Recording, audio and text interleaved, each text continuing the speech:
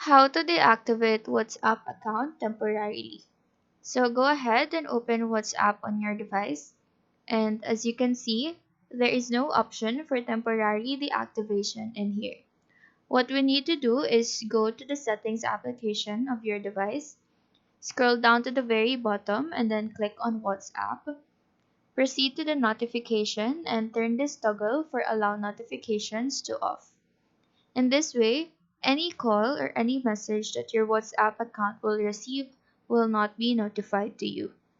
Now, another thing you can do is to go to the home screen, long press the WhatsApp, and then click on Remove App. In this pop-up window, choose Remove from Home Screen. In this way, you will not receive any messages and call.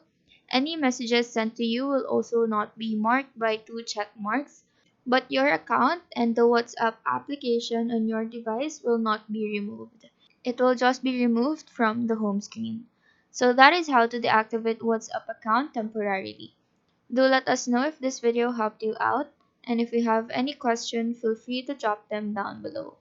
Thank you for watching and have a nice day.